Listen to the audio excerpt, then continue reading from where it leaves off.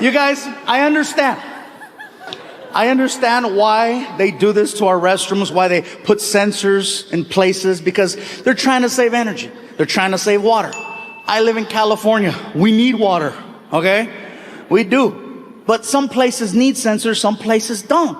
Some places are good at teaching us how to conserve energy and conserve water. Some places are horrible at it. Like the hotel that we're staying at. They have a very basic thing that they do. They have a little cardboard sign that hangs on the towel rack in the bathroom. All it says is, please help save water by reusing your towel. And on the back it has a diagram and it shows you the millions of gallons of water that are saved every year when people reuse their towel. I reuse them at home. I got no problem doing that at the hotel. It's my towel. Some people don't want to reuse their towels. They're like, that towel's dirty. Well, if that towel's dirty, then you suck at showers.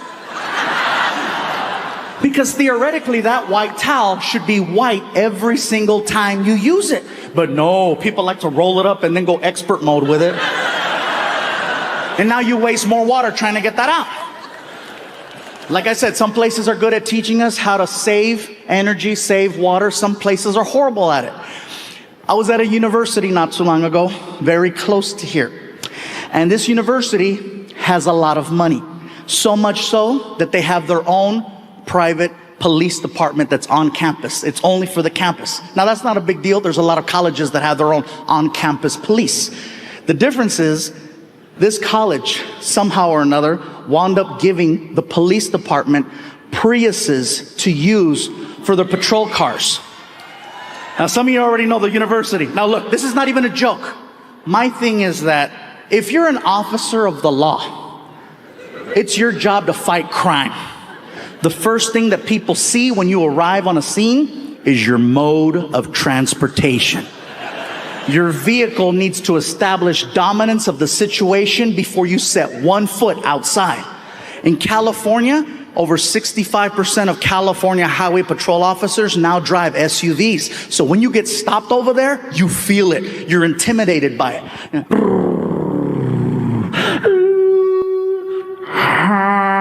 And people jump out on the freeway. Don't kill me!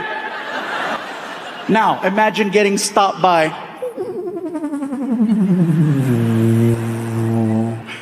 don't let me get stopped by a cop in a Prius with attitude. You know why I stopped you? 'Cause I let you.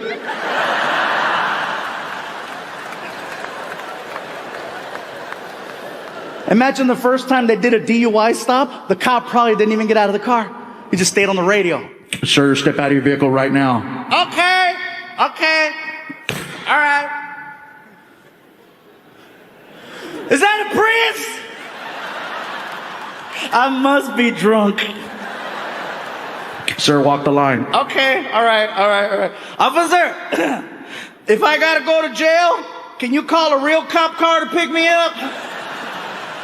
Stop being a smartass. Walk the line. Okay. Hey, real quick. Hey. Charge my phone. That's it. You're going to jail. Ah.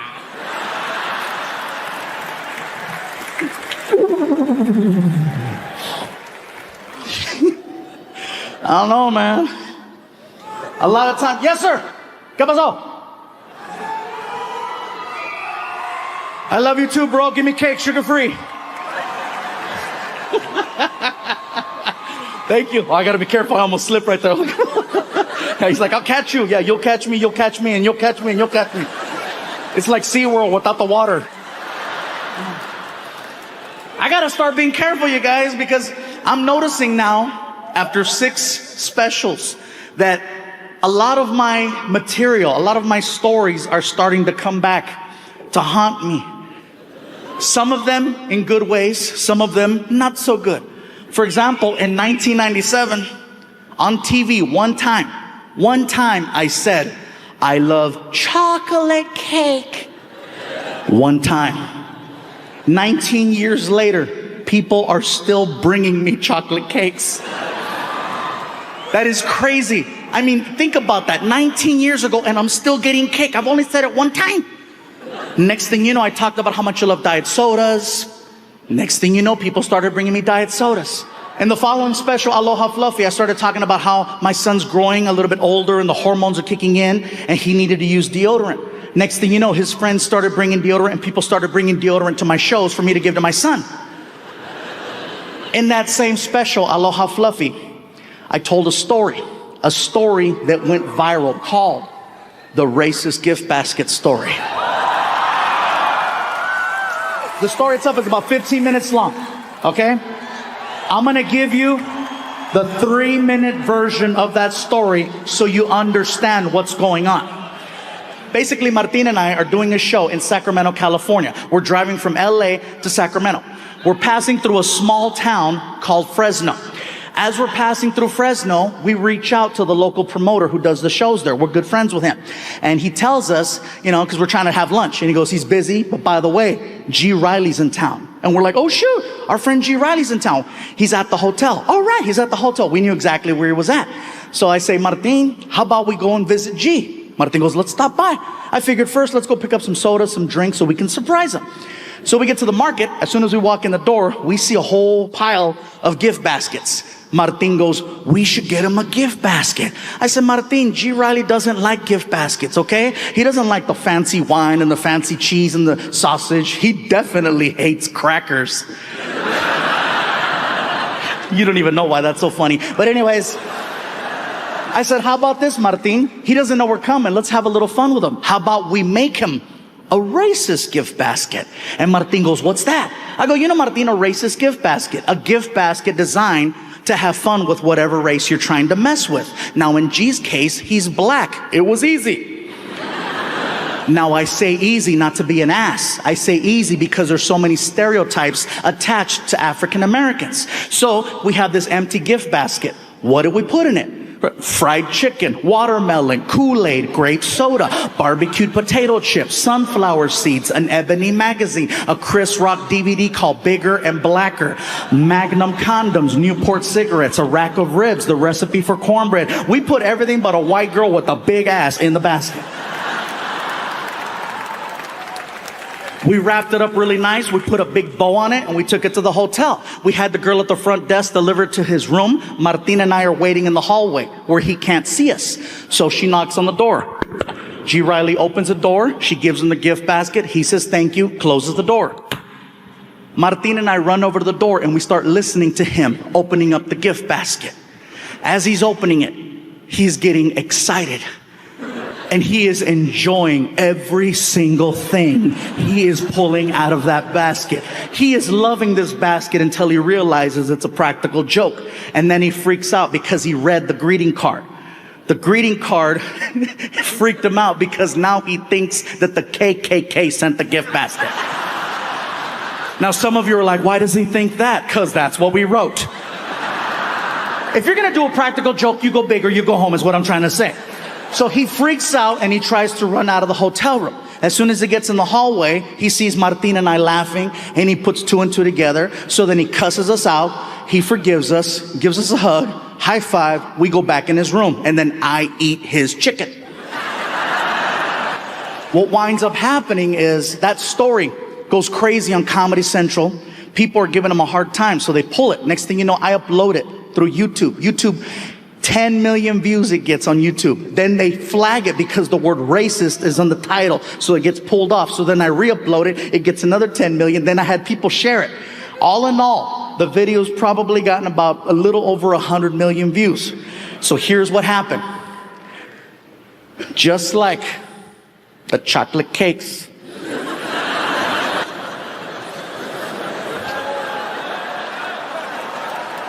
the diet soda, and the deodorant.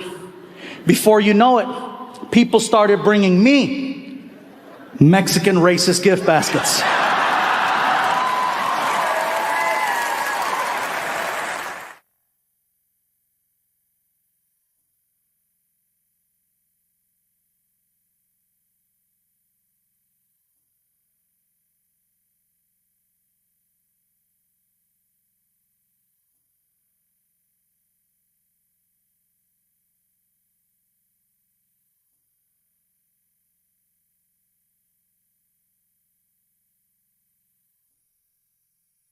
And speaking of whores, let me tell you where they put us up at. That's a bad segue. No, there's no whores at this hotel. Listen, I would like to personally thank the promoters for not only making this special happen, but for taking really good care of us. They put us at a hotel that's right across the street, you guys. And you know you're in a good hotel when you get inside of the elevator and it talks. It's one of those, you know? First floor. Second floor. Third floor. I'm like, man, she sounds hot. Fourth floor. Fifth floor. Oh, yeah. Martin asked me, how far are you going up? I said, all the way. I gotta see how this ends, you know what I'm saying? Oh, man. And by the way, you guys, since the last time we were here, I've had a few things change in my life. Some things happened that were so crazy that I couldn't even believe that it was a possibility. First thing that happened was I had my first ever celebrity death hoax, meaning that someone faked my death on the internet and it went viral. Someone wrote an amazing article that was read by over 30 million people. That was so good. Even I was like, oh my God, I was so nice. TMZ reported it for 30 minutes until they called my publicist and confirmed that I was still alive. The article said that I had died October 31st from complications of type 2 diabetes. And in my head, I'm thinking to myself, that's a hell of a day to kill a diabetic. You know what I mean? That's like killing Santa on Christmas Eve. 30 million people read this article. No one thought to call me. Except Martin. That's right.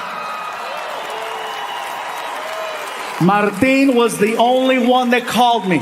And I think that was just to verify that he still had employment. I got that phone call. Hello? Martin was like, hey, you dead? No, man, I'm good. I figured you would have texted me. And I would have, because that's the kind of friend I am, you know? I even asked my son Frankie, I said, Frankie, did you hear I died? That's what they meant. I go, what do you mean that's what they meant? Well, my friends were asking if you were okay. I go, what'd you tell them? I hadn't seen you.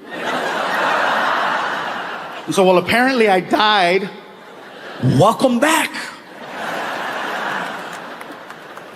And that's another thing that's changed, you guys. My son Frankie is now 18 years old. And 1 week away from graduation. Yeah. You guys are clapping, but he's not leaving. I've already asked him, I said, Frankie, what do you want to do with your life? Have you thought about college? Just now. I'm like, Frankie, you do realize that all you need to do is get accepted. I tell a lot of jokes. I will pay for your entire college education, no matter where you want to go. As long as you get accepted. What do you think about that? I say, you know, if you want to go to school in California, we'll make it happen. You want to go to school out of state, we'll make it happen. I said, hell, I'll even do one of those international programs. You know, the ones where you give them one of your children and then they give you one of their children. What is it called when you kid swap?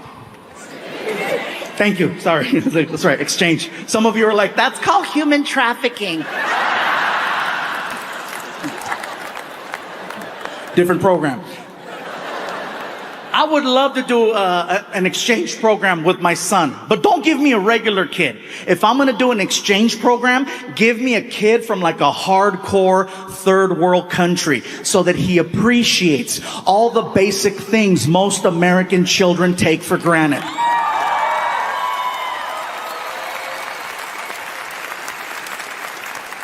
That's why I say, give me little Tombutu. Give me Tombutu. I would love Tombutu, and Tombutu would love me. Mr. Fluffy? Yes, Tombutu. I was wondering, what time do we go to sleep? You go to sleep whenever you like. This is your room. We sleep next door. All of this is for Tombutu? Yes, all of this is for Tumbutu. In my village, 2 families sleep in an area this big. Well, here in America, one big-ass Mexican kid sleeps right here. Enjoy.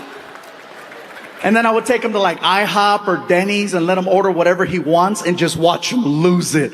You know? This is the Thanksgiving I heard of. Thank you, Mr. Fluffy. Thank you. If there is anything Tombutu can do for you, please tell me. Anything. Can you help me take out the trash? For you, I will eat the trash. Meanwhile, my son's on the other side of the world on top of an elephant trying to get Wi-Fi.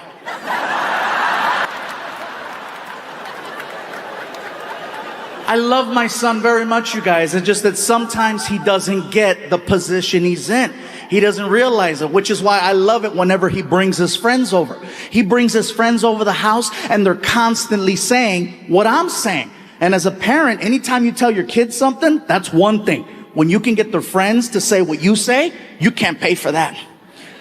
And they're always doing it. You know, Frankie, you're lucky, man. Your dad's trying to help you go to college. My dad wants me to get a job. Frankie, you're lucky, man. Your dad's trying to give you a car. My dad doesn't even trust me to walk. You're lucky, man. And I hear this and I'm like, I love these kids. Because see, my son is very numb to this situation. He's very numb to all of you and he's very numb to Fluffy.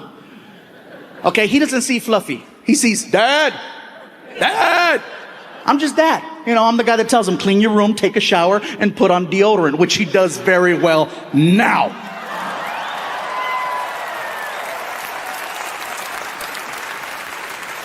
But you guys saw what I had to do to make that happen.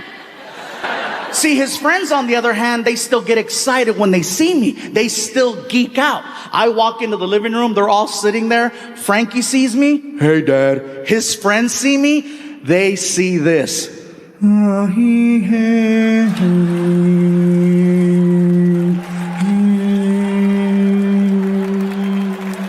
With like doves.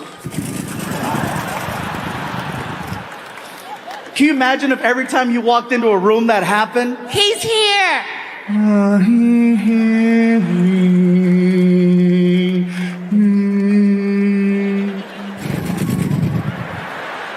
Ladies, imagine if your partner could do that for you. Huh? It's your anniversary, a celebration, some magical moment, or you're just laying there and you're drunk.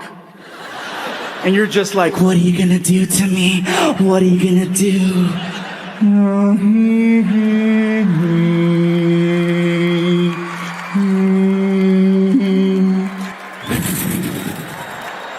One extra dove.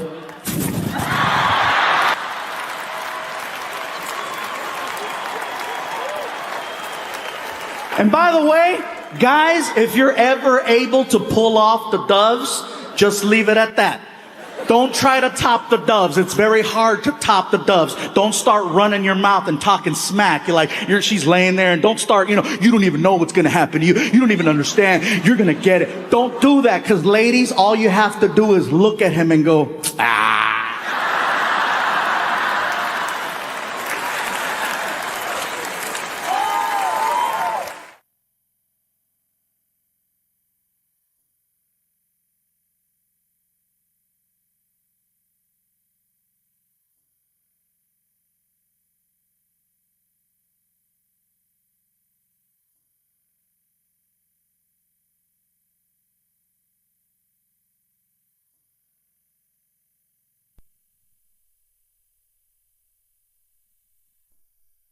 Good morning.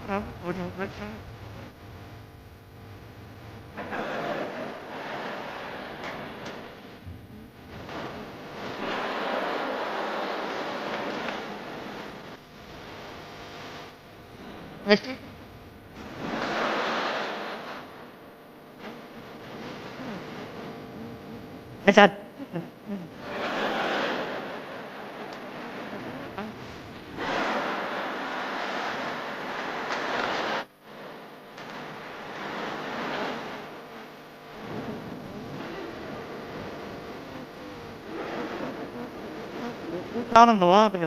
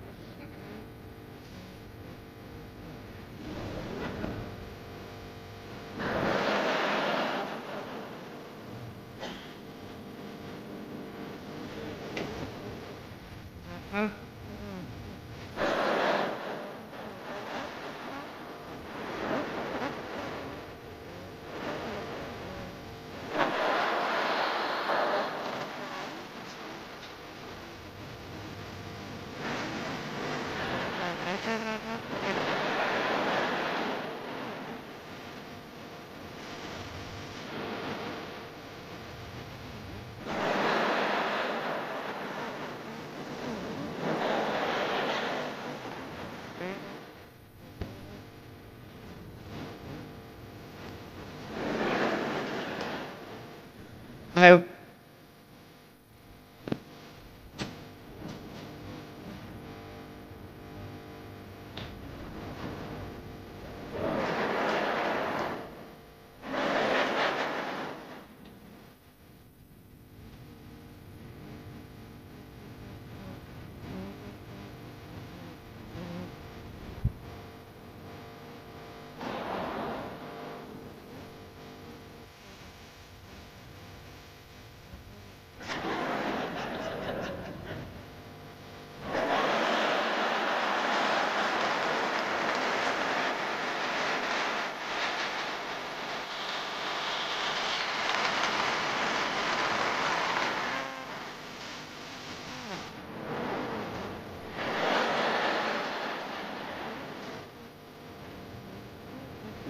don't have this never felt it.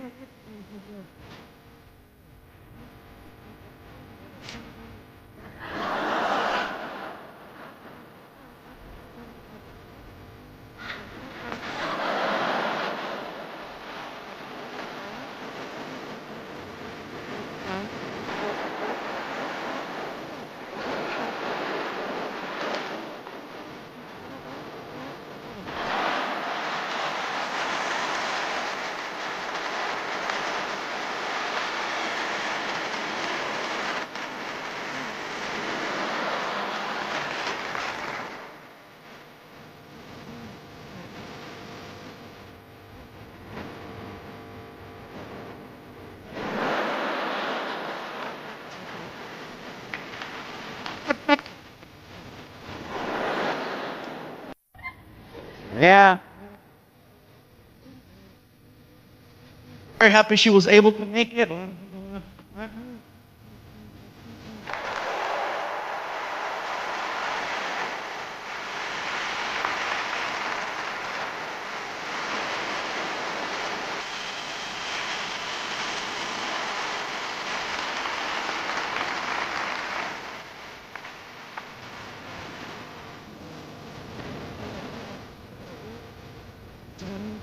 I forgot to take it.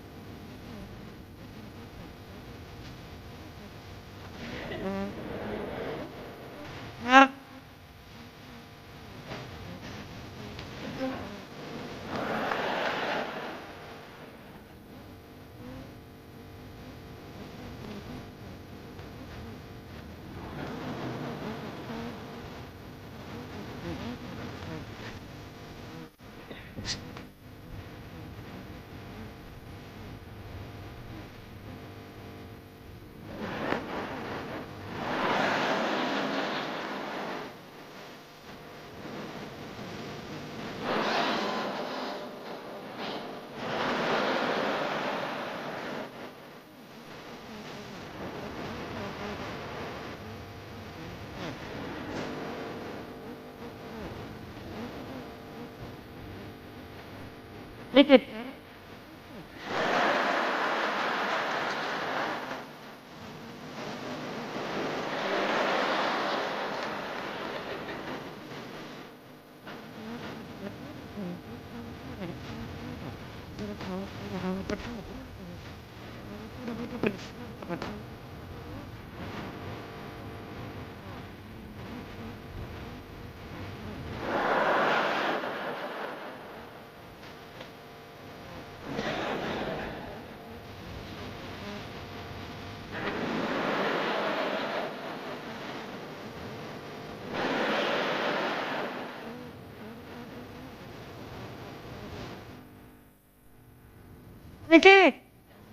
Frankie, can you get the book?